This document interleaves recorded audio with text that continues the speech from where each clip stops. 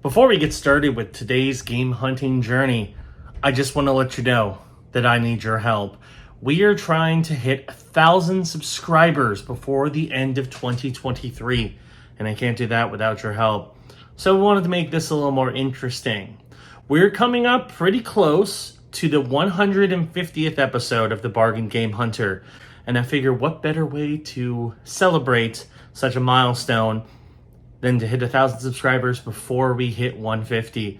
So, if you haven't already done so, hit that subscribe button, click that notification bell, let your friends know about this cool, hip, new game hunting channel that you just stumbled across.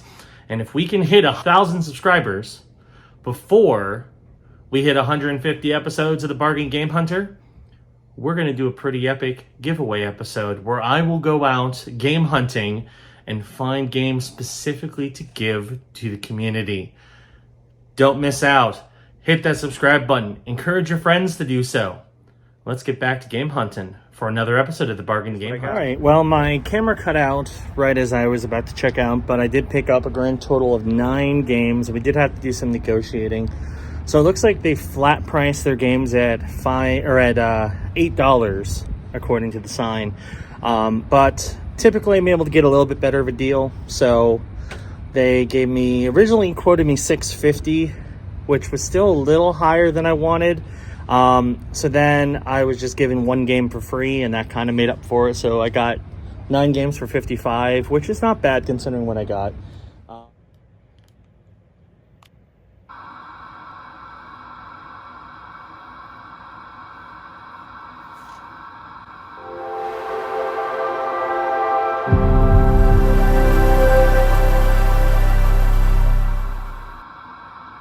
It's been a while, but I'm back. Let's see if I've gotten anything good. Let's do it. So this is several days later after I did this game hunt. And unfortunately, it looks like the GoPro just didn't record, or at least I thought it recorded a good chunk of it, but it didn't save anything. So, yeah, I don't have any footage for this part, unfortunately. So they had a lot of games. I picked the best ones, at least in my opinion, and here's what I got. All right, well, my camera cut out right as I was about to check out, but I did pick up a grand total of 9 games. We did have to do some negotiating. So it looks like they flat priced their games at $8 according to the sign. But typically I'm able to get a little bit better of a deal. So they originally quoted me $6.50, which was still a little higher than I wanted. So then I was just given 1 game for free, and that kind of made up for it. So I got 9 games for $55, which is not bad considering what I got. We got an interesting collection, a lot of random stuff. So we start off with this blank case. Inside it, and I've had to check it a few times. So this empty case is actually Call of Duty Black Ops on the PS3. The reason why I picked that up is, of course, if you can gather all of the Black Ops games, you can get a pretty penny in terms of trade-in. I have Black Ops 3 currently on PS3, so I need Black Ops 2, and then I can trade in the trilogy, and that's worth a decent amount. I'm going to save that one for the end because that's probably the most interesting. There were a couple games in here where I opened the case and they actually had multiple games in it. Most of the extra games were not worth much, but some of them were pretty surprising. So I opened this one, which is Biomutant, and it has Kingdom Hearts 3 and Biomutant. So it's got both of them in there. I figured, I would definitely trade in Biomutant. Kingdom Hearts I know isn't worth a whole lot in trade-in, but I figure it was worth a grab anyway.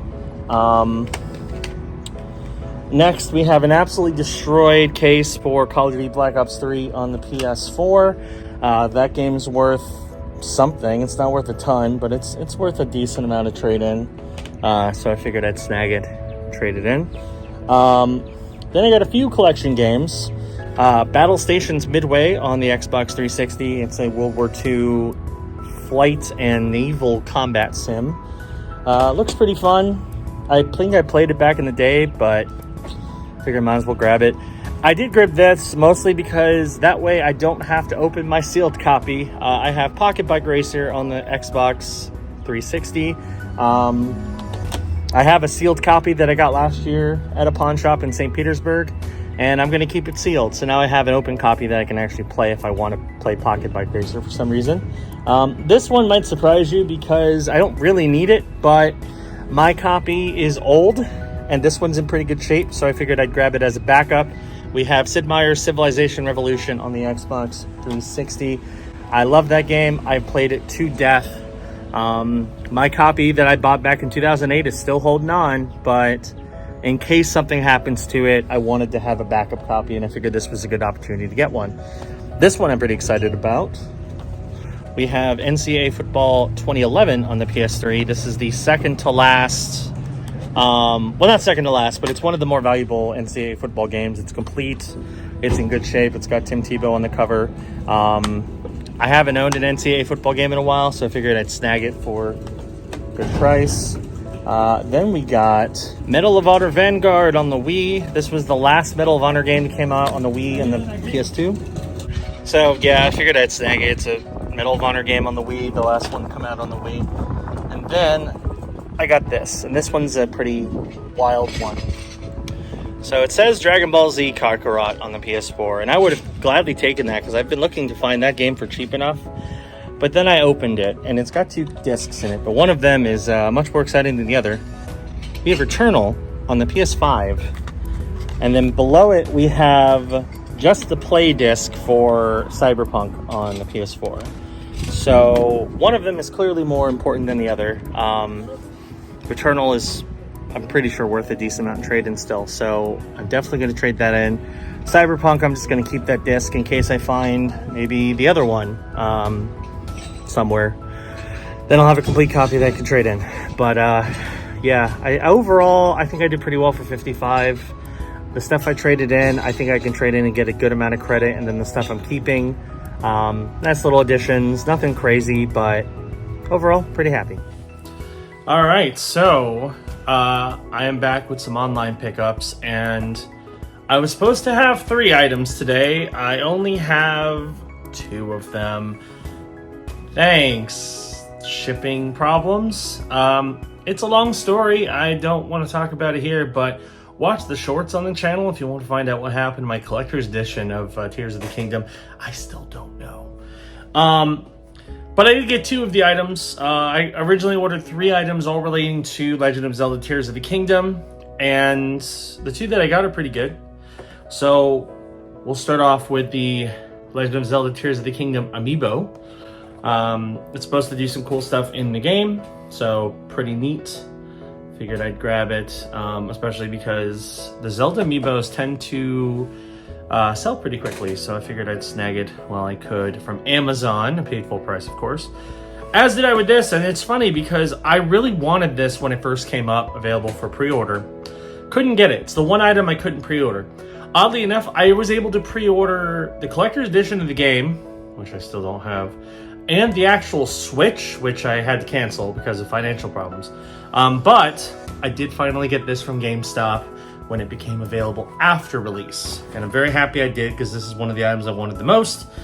That is the Legend of Zelda Tears of the Kingdom Pro Controller for the Switch. I only have one Pro Controller. I wanted another one, and that is a really nice looking design, so I figured I'd snag it. If you want to see me unbox it, as well as the other Tears of the Kingdom stuff, I am going to do an unboxing video, which you'll see elsewhere on the channel. It might already be out by now, who knows. But yeah, got this 2 items. Now, we'll see if the 3rd ends up coming before the end of this video. I don't know. But if it does, you'll see that next. And if it doesn't, we'll get to the recap and we'll talk about everything I picked up. All right, it is time for the final recap. And I've got some good news that I will share at the end of that. Well, let's go ahead and get into the meat and potatoes, of course, which is all of my pickups from AZ Thrift. Now, I'm sure you'll notice, I don't have that many of them left. I've actually gotten rid of a good chunk of them, mostly because they were traded in, or I just stashed them, but I kept a few. I traded in most of them. There's a couple I just decided not to pull out again, but I'll note those. So I'm not going to talk about the ones I traded in because I just got some credit for them, but you'll see the final values at the end of the episode. But I will go over the ones I did. Starting with Call of Duty Black Ops on the PS3. That is one of those games where it's good to pick it up because if you can find 2 and 3, you can trade them all in for a decent trading credit at GameStop. So I have the first one now. I just need 2 and 3, and then I can trade them in for a decent profit. Paid $6 for that, or no, $5.50 for all these. $5.50 for each one. It's worth $6 by itself, but it's worth a lot more in trade-in. Next up, the iconic, the immortal Pocket Bike Racer on the Xbox 360. Now I'm sure you're wondering, don't you have this game and don't you have a sealed copy of it? Yes, I do. That's exactly why I picked this up, is because I have a sealed copy. So now I don't have to play the sealed copy. I can play this one. So now I have an open copy. One of these days, and I mostly want to do this as a joke when I can afford to do it without, worrying about a return. I want to get it graded. I just think that would be really funny to be like, yeah, I have a graded sealed copy of Pocket Bike Racer on the Xbox 360 because why not? But anyway, paid $5.50 this and it is worth $4. So it's worth less than what I paid. But that's not that surprising. It's not worth a lot of money. Actually, it was worth $4 when it came out. So anyway, next up on the Xbox 360, we have Battle Stations Midway. This is another jet fighting game. I think there's also some naval battleship stuff in there. Looks cool. I think I played it a little bit back in the day. Not a ton. What's interesting about this copy, it's got everything except the original case. So it's got the manual, it's got the game, it's got the cover art, but the case is obviously not a 360 case. So, but hey, it counts as complete. I can find another case for it. Anyway, I paid $5.50, and this is worth $9, so I actually got some return on investment on that one. The next up, another game that people might be surprised about. That is Civilization Revolution on the Xbox 360. Now again, I have this game already. I play this game all the time. It's weird to say that, but I've actually played this game possibly the most of any game I've ever played, because I've been playing it since 2008. I actually played it earlier today. But because I play this game so much, I wanted a backup copy in case mine bites the dust for some reason. So I have one. It's in good shape, no manual, but the disc is in great shape. That's what's important. Paid $5.50, and this one is worth $5. So again, a little bit of a loss, but happens.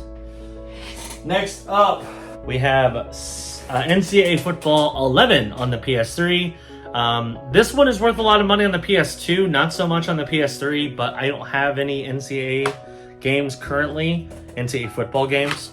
And this one's got my boy Tim Tebow on it, so I'm like, yeah, sure, why not? Paid $5.50, and this one is worth $9, so it's got a little bit of value. And then the last game that I still have from the AZ Thrift lot is Medal of Honor Vanguard on the Wii. It's a first-person shooter. This one was actually made specifically for the Wii and the PS2, so it did not come out on Xbox 360 or PS3, which is interesting. But, I mean, it's a Wii first-person shooter. I figured it's worth trying at least. Paid $5.50, and this one is worth $7. So, overall, I did okay. And then, of course, I traded in everything else. Definitely made a profit on those. So that was part of it. And then, of course, the other part was all of my Legend of Zelda Tears of the Kingdom items. Now, if you haven't watched the unboxing video, I definitely would recommend doing that because that's going to share you the stories of my drama with that. I think I talked about it a little bit here. But I did open every single Tears of the Kingdom item I got. So we'll start off with the controller. This is the Pro controller. Just came out. It's gorgeous. Here it is, actually. I have it in arm's reach. Very nice controller. I like it a lot. Plus, I really wanted a second Pro controller anyway. So why not get a limited edition one? And now I have at least one limited edition controller for every platform. And no, yes, I know I have limited edition Joy-Cons, but like a regular controller, including I have like 3 on Xbox, and then I've got my God of War one on PlayStation 5, so now I've got a limited edition Switch Pro controller. Pretty awesome. But anyway, I will tell you before I tell you these values for all the Legend of Zelda stuff. The values are very much inflated. They've probably gone down a bit since this episode aired, but I'm going by the price that was on price charting when I originally got everything. So that's what it says. So these values are definitely inflated, but still worth a pretty penny. The controller, I paid $75 and it's worth $113. So good value there. Item number 2 is this guy. We have the Tears of the Kingdom Link Amiibo. Apparently it does some cool stuff in the Tears of the Kingdom game. Cool Amiibo, glad to add it to the collection. I've got kind of a growing little like mini gaming figure shelf. So I'll be happily adding Link to that one. I'll put him right next to Loftwing and Zelda. But yeah, pretty cool little Amiibo. Got it from Amazon. Brand new. Paid $15 and this one is worth $42 apparently. So that's pretty cool. Again, probably inflated. And then, I know there was some drama, but yes, I did finally get my collector's edition for Tears of the Kingdom. It took an extra 2 weeks, and there was a lot of confusion about it, but it finally did get it. I unboxed it. It's part of the unboxing video, and if you want a full explanation of why it took so long, it's on that video, so check it out. I'm sure if you watch my shorts, you also know my frustrations with that whole process. But I did finally get it. Here's the steelbook. It's got the game inside. It looks really cool. It's got a bunch of other stuff. Again, I'm not going to pull out all the stuff. I actually already mounted the steel poster. It's over here on the wall. But yeah, it's pretty dope. Definitely one of the best, if not the best, Nintendo Collector's Editions I've seen. Anyway, I paid $130 for that.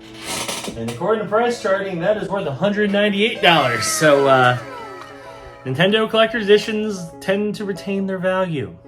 Just remember that. So yeah, pretty solid week. We went back to AZ Thrift. We got some really cool stuff. And then I got a bunch of Tears of the Kingdom items, a controller I've been wanting for a while, another awesome collector's edition, and a cool Amiibo. Pretty solid week. So that is going to do it for this episode of the Bargain Game Hunter. Thank you for watching. Hope you enjoyed it. If you're new around here, be sure to hit that subscribe button, click the notification bell. That way you know when new videos drop. Next week, look for a more online-focused episode. And when I say online, I mean probably a pretty short episode, if we're being honest. I got a bunch of games that are online, so probably be a quick episode, but I did get a nice variety, so should be a fun one. Anyway, that does it, and I'll see you on the next episode of the Bargain Game Hunter. Bye-bye.